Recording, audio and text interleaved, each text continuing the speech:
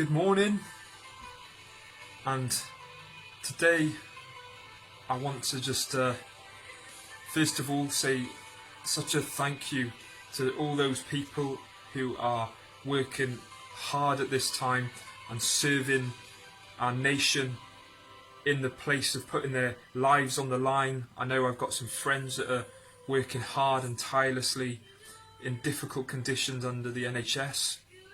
I know other friends that are serving in food banks, and other friends that are just giving of their time and their energy and their heart to be able to just offer help and love and hope at this time. And I think that's such a wonderful thing to do.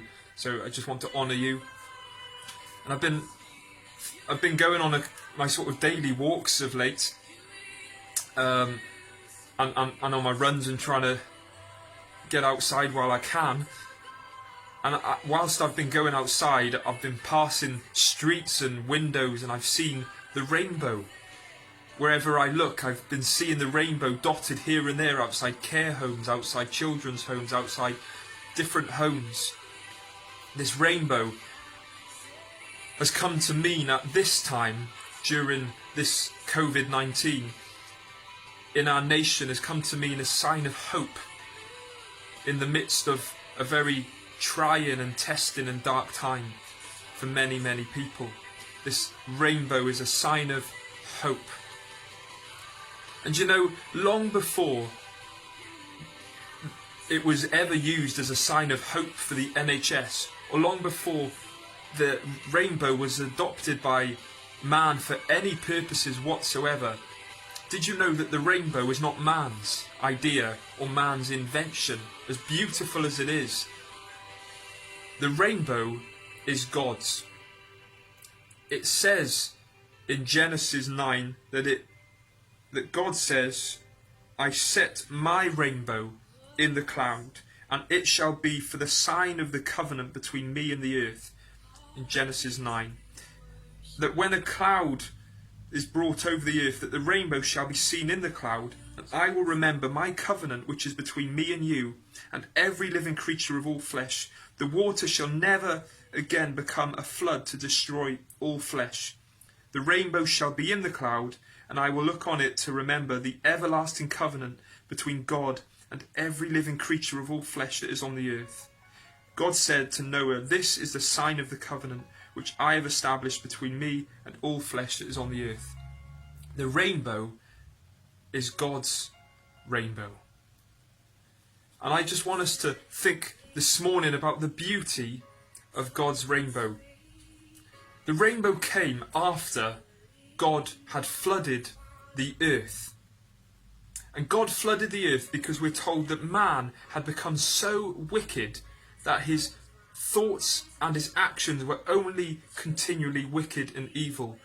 And that it grieved God so much because of the wickedness that he was seeing and the violence that he was seeing upon the earth, that he said that he was going to wipe all flesh off the earth in judgment, and that he was going to flood the earth, and that he was going to wipe every living thing off the face of the earth. If you like, he was going to cleanse the whole earth of all of its wickedness. And yet he said to Noah, who had found grace in his eyes, and to his family, to build an ark, and that on that ark would be all the creatures of the earth would come in, as you know, two by two. This idea that God would preserve creation and preserve man,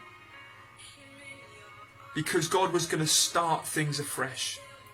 And that shows me that even in the midst of this judgment, that God was going to wipe the earth clean and flood the whole earth, that God, even at that point, had a purpose of salvation and had a purpose of mercy. That it says in Habakkuk 2, that in wrath, remember mercy.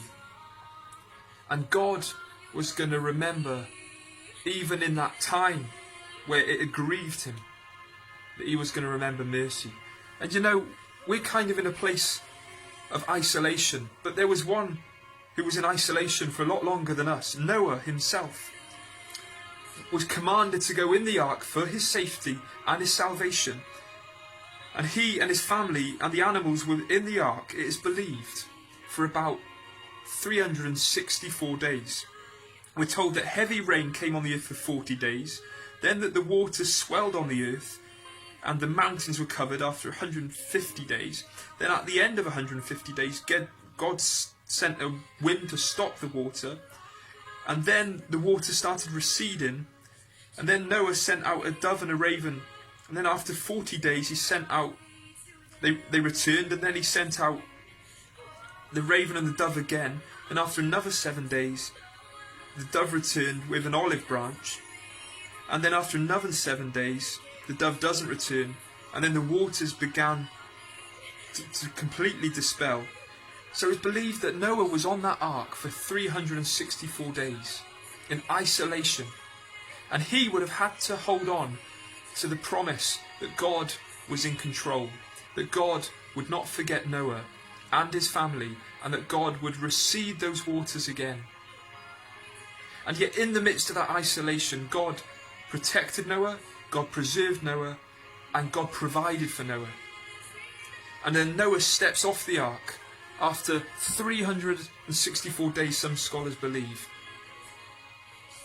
And after all that rain, after all those heavy clouds, after continually circling the earth and only seeing water, Noah steps onto dry ground. And he lifts up and he makes an altar between him and God as a sign of thanksgiving and worship. And then God tells Noah that he's going to put the rainbow in the sky. Friends, I want you to know that the rainbow speaks of God's beauty, because the rainbow points upward, and it points towards heaven, and it points towards God, and it shows that God is a God who keeps his promises, that God is a God who, if you like, looks down at that bow and remembers that he will never flood this earth with all those waters again. And it's beautiful, isn't it, in its colours, and it shows me the beauty of God. God could have put any bow in the sky. He could have put a bland bow in the sky, but he's put a beautiful bow in the sky, because, friends, it's the beauty of who God is. It's the beauty that when you see the rain and those dark clouds, and then the sun shines again, you see that bow, and it reminds you of the beauty of God's love, of God's faithfulness, of God's goodness, of God's mercy, of God's grace, of God's peace, of God's hope. You see, the beauty of God is seen in the bow. And I want us to think of this within the coronavirus. You know, I was praying yesterday, and this picture came in my mind. At the moment, we almost feel like, even on sunny days like today, it seems like there's dark clouds looming over our world and over our nation at this time, because of this virus, and because of the sorrow, and because of the depression and the difficulty that's causing. But I want you to know, friends, that in judgment God will remember mercy, and that one day this virus will cease, and those clouds will part, and the sunshine of God's faithfulness will shine again. And I want you to know, friends, that how much sweeter that day will be, how much brighter the sky will appear, how much more wonderful life will seem when this virus stops, when we can see loved ones.